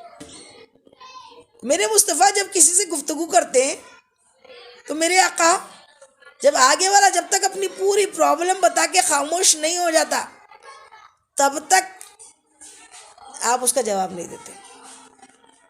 ابھی گفتگو کا طریقہ اتنا پیارا، اتنا اچھا انداز، اللہ نے آپ کو خلق عظیم دیا. آپ کے جیسا تو اللہ نے اخلاق ہی کسی کو نہیں دیے. ایسا اخلاق، ایسی اخلاق آپ کو کہ آپ جب گفتگو کرتے تو ٹھہر ٹھہر کے، رک رک کے، ترتیب کے ساتھ، ترتیل کے ساتھ، بڑے آگے والا اچھے سے بات سمجھ جائے اس چیز کو دہراتے اور اس کو اس کے ذہن نشین ہو جائے وہ بات اس طریقے سے بتاتے، اس طریقے سے بات کرتے. خاموشی سے پہلے سوال سنتے پھر جواب دیتے. یہ گفتگو کا طریقہ ہے. ایک مرتبہ مدینے میں ایک دیوانی تھی. وہ دیوانی مجذوب تھی، دیوانی تھی، پاگل تھی. وہ پورے 24 گھنٹے مدینے میں گھومتے رہتی اور بڑبڑ کرتے رہتی تھی، بہت بڑبڑ کرتی. ایک مرتبہ وہ مسجد میں آ گئی. میرے مدنی آقا سونی آقا اپنے صحابہ کرام کے بیچ میں بیٹھے ہوئے تھے. کہا مجھے کچھ کہنا ہے آپ سے. سارے مدینے والے جانتے تھے وہ پاگل ہے، مجنون ہے، دماغ اس کا کچھ ٹھکانے پہ نہیں ہے اور بہت بڑبڑ کرتی ہے. آ گئی، کہا آپ سے کچھ بات کرنی ہے حضور سے. میرے حضور پاک صلی اللہ تعالی علیہ وسلم، قربان جاؤں میں آپ پر. آپ نے کہا کہو. کہنے لگی یہاں نہیں، باہر چلو. پاگل تو تھی. کہا باہر چلو، باہر ہو وہاں جا کے بات کروں. میرے آقا تمام صحابہ کرام کے بیچ میں سے اٹھ گئے، کھڑے ہوئے، تشریف لے کے گئے. اس نے جو جگہ مقرر کی، مسجد کے باہر تپتی ہوئی ریت تھی، وہ صحرا اور تپتی ہوئی ریت. اس تپتی ہوئی دوپہر میں تپتی ہوئی ریت پر وہ کھڑی ہو گئی. کھڑی ہو کر اس نے اپنی، اب وہ تو الجلولی باتیں تھیں، اس کی کوئی اس میں وہ تھا نہیں. اس نے شروع کی اور بات کرتی رہی کرتی رہی کرتی رہی. کم سے کم 1-1.5 گھنٹے سے زیادہ وقت ہو گیا. وہ بولتی رہی. میرے آقا ہوں کر کے سنتے ہی رہے، توجہ کے ساتھ اس کی باتیں سنتے رہے. کچھ نہیں کہا، خاموشی سے سن رہے. جب پوری باتیں ختم کر کے جب وہ چلی گئی، جب اس کا دل بولا کہ ہاں ٹھیک ہے، اس کے دل کو سکون مل گیا، چلے گئی، تو صحابہ کرام نے کہا یا رسول اللہ کیا کہا اس نے؟ بولے بس. یا رسول اللہ آپ جانتے تھے وہ پاگل ہیں، پھر بھی آپ اس کے لیے اتنی دیر تک تپتی دھوپ میں کھڑے رہے.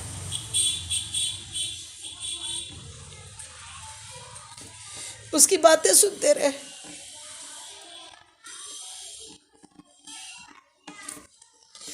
میرے مصطفیٰ جان رحمت ارشاد فرماتے اس کی باتیں میں نہ سنوں گا تو کون سنے گا؟ اس کی باتیں میں نہ سنوں گا تو کون سنے گا؟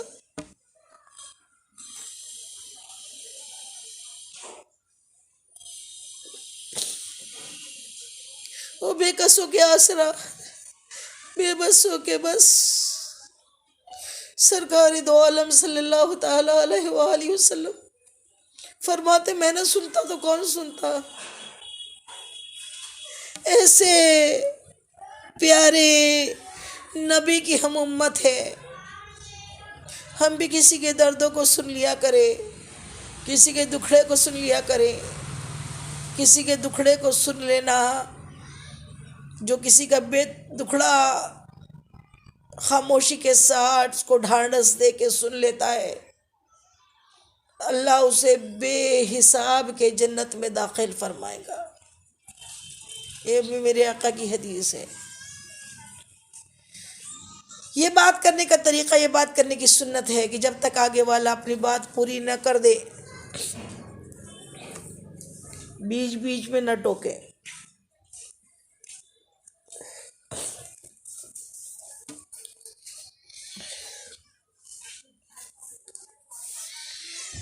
ایک مرتبہ درود پاک پڑھ لیجیے، اللہم صلی علی سیدنا شفیعنا حبیبنا مولانا محمد وعلی آلہ سیدنا مولانا محمد بارک وسلم، صلاۃ والسلام علیک یا رسول اللہ صلی اللہ تعالی علیہ وآلہ وسلم۔ چلنے کی سنت میرے آقا کریم صلی اللہ تعالی علیہ وآلہ وسلم چلتے کیسے چلنا چاہیے؟ میرے آقا جب چلتے تو یوں محسوس ہوتا کہ بلندی سے اتر رہے ہیں،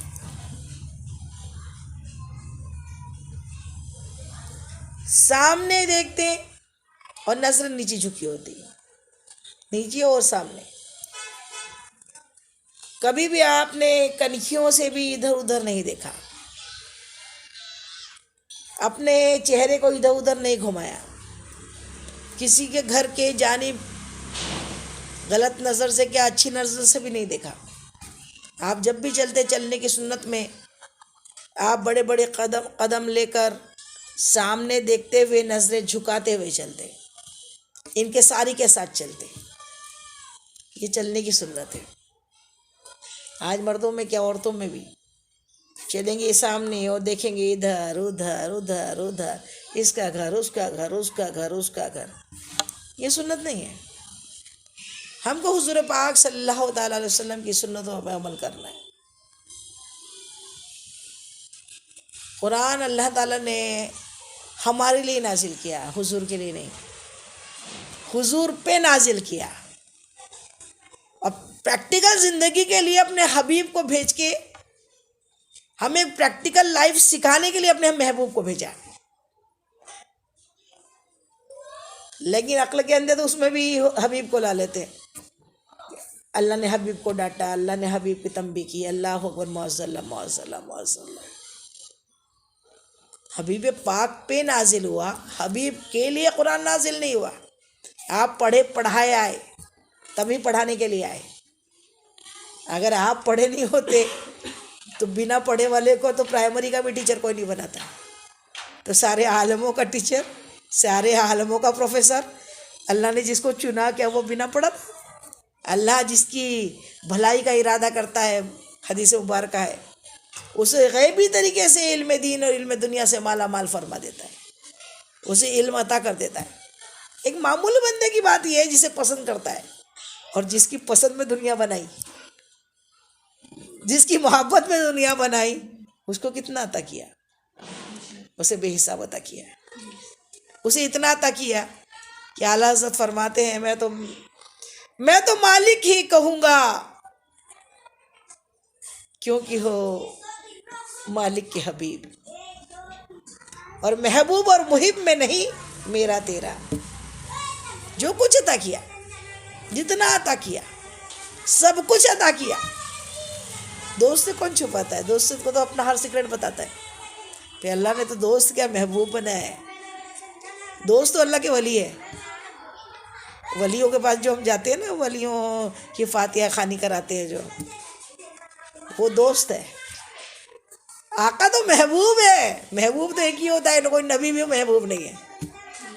1,24,000 نبی علیہ الصلوۃ والسلام میں سے ایک ہی محبوب ہے، باقی کوئی دوست ہے، کوئی کلیم ہے، کوئی ذبی ہے، کوئی صفی ہے، لیکن محبوب تو خالص ایک، وہ مصطفیٰ جان رحمت، جس کے ہم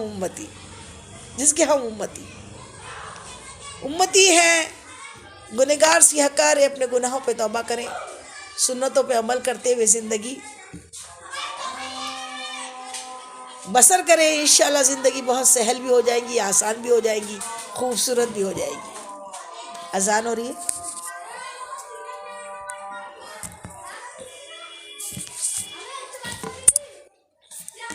مولانا محمد وعلی آل سیدنا مولانا محمد وعلی صلاۃ والسلام علیکم یا رسول اللہ صلی اللہ تعالی علیہ وسلم۔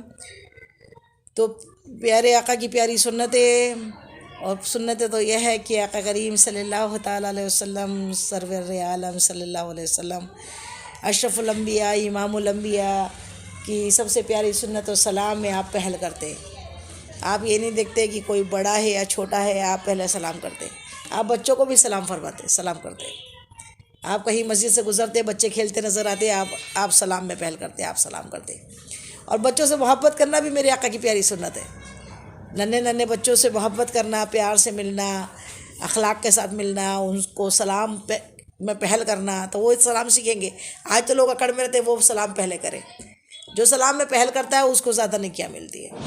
تو سلام میں پہل کرتے، بڑوں کے لیے بہت عزت کرتے، اپنے سے بڑی عمر والوں کا خیال رکھتے۔ بڑوں سے عزت کرنا، محبت کرنا بھی میرے آقا کی پیاری سنت ہے۔ اپنی پاک بیبیوں کے احترام کا، محبت کا خیال رکھتے، ان کے دل جوئی کرتے، وہ بھی سنت ہے میرے آقا کی۔ اپنے گھروں میں خوشنما ماحول بنا کے رکھنا، یہ بھی میرے آقا کی پیاری سنت ہے۔ باہر سے آ کے آپ سب سے پہلا کام ہاتھ دھوتے، یہ میرے آقا کی پہلی پیاری سنت ہے۔ آج کرونا میں لوگ ہاتھ دھو رہے، میرے آقا نے 1400 سال پہلے بتایا کہ جب بھی گھر سے اندر آؤ، ام المومنین ماں عائشہ ارشاد فرماتی ہے، عرض کرتی ہیں، ہمیں بتاتی ہیں کہ میں نے ہمیشہ یہ دیکھا کہ حضور جب بھی گھر سے اندر تشریف لاتے، گھر کے اندر داخل ہوتے سے پہلا کام آپ اپنے ہاتھوں کو دھوتے، اور ہاتھ دھونے کے ساتھ آپ مسواک کرتے۔ مسواک کرنا کتنی بڑی سنت ہے۔ مسواک کے بنا تو آپ کبھی کوئی نماز ہی نہیں پڑھتے، لیکن آپ نے کہہ دیا کہ امت کی تکلیف کا اگر مجھ کو خیال نہ ہوتا تو میں ہر نماز کو مسواک کے ساتھ ادا کرنے کا حکم دیتا۔ تو یہ ہمارے لیے آسانیاں بنائی، لیکن اس کا مطلب یہ نہیں کہ اب آپ مسواک ایک مرتبہ بھی نہ کرو۔ اب مسواک کیا ہے؟ برش کرنا بھی تو مسواک ہی ہے۔ برش اچھی طریقے سے کرو، رات میں سونے کے پہلے بھی برش کرو، جتنے بار وضو کرتے ہو ہر بار ایک بار بنا پیسٹ کا ہی برش گھما لو اگر مسواک نہیں ہے تو۔ دانتوں کے اندر جہاں کھانا بھرا رہتا ہے تو وہ فرشتے وہاں پہ تلاوت میں پھر حاضر نہیں ہوتے۔ منہ سے خوشبو آنا چاہیے، بدبو نہیں آنا چاہیے۔ یہ میرے آقا کی سنت ہے کہ مسواک کرنا ہے، مسواک کریں۔ محفل میں جگہ دیتے ہیں، جہاں محفل میں میرے آقا کہیں بیٹھے ہوتے ہیں اور کوئی آ جاتا تو آپ فوراً سرک کے جگہ دیتے ہیں۔ تو یہ محفل میں جگہ دینا بھی سنت ہے۔ بڑوں کا احترام، عزت کرنا بھی سنت ہے۔ حسن اخلاق کے ساتھ سب سے پیش آنا، یہ بھی سنت ہے، میرے آقا کی سب سے بہترین سنت ہے۔ اللہ تعالی ہم سب کو حضور پاک کی پیاری پیاری سنتوں پہ جی جان سے اس کو پکڑنے کا اور اس پہ عمل کرنے کی اللہ تعالی ہم سب کو توفیق عطا فرمائے۔ اور خوب حضور پاک صلی اللہ علیہ وسلم کی ایک سنت یہ بھی ہے کہ آپ بہت توبہ کرتے، بہت استغفار پڑھتے۔ آپ فرماتے دن بھر میں 70 مرتبہ استغفار پڑھتا ہوں۔ تو ہمارا کام ہے، آپ پاک ہیں، نبی ہیں، پاک ہے، نبی تو پاک ہوتے ہیں، آپ پاک ہو کر اللہ کے نبی ہو کر اللہ کے محبوب ہو کر توبہ کر رہے ہیں، تو ہم جیسے گنہگار ناپاک ہم نے کتنی توبہ کرنی چاہیے۔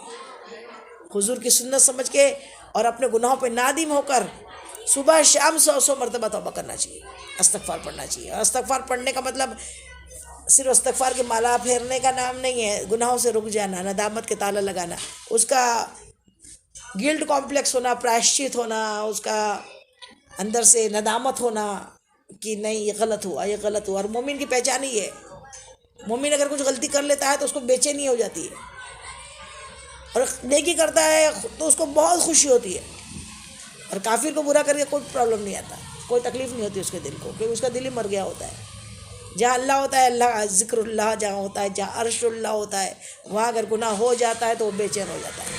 اور بے چینی کا علاج یہ ہے کہ توبہ کر لیں، پھر اللہ کی جانب رجوع ہو جائے۔ پھر توبہ کا مطلب رجوع ہونا اللہ کی جانب، اللہ سے پھر صلح کرنا، مولا ہو گیا، اب نہیں کریں گے، اب نہیں کریں گے، اب نہیں کریں گے، اب گناہ نہیں ہوگا، اب نہیں کریں گے۔ ماں باپ کا احترام کریں گے، بڑوں کا احترام کریں گے، بچوں سے شفقت کے ساتھ، محبت کے ساتھ پیش آئیں گے، انہیں علم دین سکھائیں گے، انہیں سلام کرنا سکھائیں گے، انہیں ادب سکھائیں گے، احترام سکھائیں گے۔ ماؤں کا کام ہے، یہ میرے آقا کی سنت ہے۔ ہر اچھا کام کرنا میرے آقا کی سنت ہے۔ اور ابھی میں نے ایک حدیث مبارکہ پڑھی، وہ بتا کے بیان ختم کرتی ہوں۔ پیارے آقا مدنی آقا سونے آقا ایک مرتبہ مسجد میں تھے، اور بہت سارے محتاج کچھ لوگ غریب مسکین وہاں پہ پہنچ گئے۔ انہوں نے اپنا سوال کیا، آقا کریم صلی اللہ علیہ وسلم نے ان کے لیے ایک تقریر کر دی، سب کو کہا کہ ان کی مدد کر دو، ان کی مدد کر دو۔ تو کہا اب مدد کرنے کے لیے سب لوگوں نے کوئی کپڑا لے آیا، کوئی کھانا لے آیا، کوئی پانی لے، کوئی سب چیزیں اپنے اپنے حساب سے ان غریبوں کی مدد کرنے لگے۔ ایک شخص تھا انصار میں سے، اس نے اپنی ہتھیلی میں روپیوں کی تھیلی لے آیا، روپیے بھری تھیلی لے کر آ گیا۔ جیسی اس نے روپیے بھری تھیلی ان مسکین غریب کو دی، پیارے آقا مصطفیٰ جان رحمت ارشاد فرماتے جس نے دین میں کوئی نیا کام شروع کیا، اس نے ایک کام دین میں نیا شروع کیا، یہ بہت بہترین کام ہے، اس نے پیسے سے اس کی مدد کی، اس نے اتنا بہترین کام کیا کہ جو دین میں نیا کام، اچھا کام اللہ کو راضی کرنے کے لیے شروع کرتا ہے، جب تک وہ کام ہوتا رہتا ہے اس کے مرنے کے بعد بھی اس کو اس کا ثواب جو لوگ کرتے رہیں گے ملتا رہے گا۔ سبحان اللہ۔ تو یہ بدعت نہیں ہے، دین میں ہر اچھا کام شروع کرنا بدعت نہیں ہے۔ اچھے کام کیا کرو، اور اچھے کام کرنے کی کوئی ڈیفینیشن نہیں ہوتی، دل خود بتاتا ہے یہ اچھا کام ہے، کھانا کھلانا اچھا کام ہے، فاتحہ دینا اچھا کام ہے، غریب بزرگوں کا عرس کرنا اچھا کام ہے، لیکن عرسوں میں عورتوں نے بن سنور کے جانا اور جھولے جھولنا یہ اچھا کام نہیں ہے۔ عورتوں کو عرسوں میں جانا ٹوٹل منع ہے، درگاہوں پہ جانا ٹوٹل عورتوں کے لیے منع ہے، جائے تو فجر کے وقت میں خالی سنسان ٹائم میں اور اپنے محرم کے ساتھ باپردہ ہو کر جائے تو درگاہوں پہ جائے، نہیں تو نہیں جائے۔ اللہ تعالیٰ عمل کی ہم سب کو توفیق عطا فرمائے۔ وما علینا الا البلاغ، اس بیان میں جانے انجانے مجھ سے جو بھی بھول چوک غلطی خطا ہوئی تو اللہ تعالیٰ اپنے حبیب کے نالے پاک کے صدقے میں مجھ گنہگار کو معاف کر دے۔ آپ لوگ کو بھی کوئی بات بری لگی ہو، ناگوارا لگی ہو، غلط لگی ہو تو تہہ دل سے معاف کر دیجئے، حشر کے دن کے لیے نہ چھوڑیے۔ السلام علیکم رحمۃ اللہ وبرکاتہ۔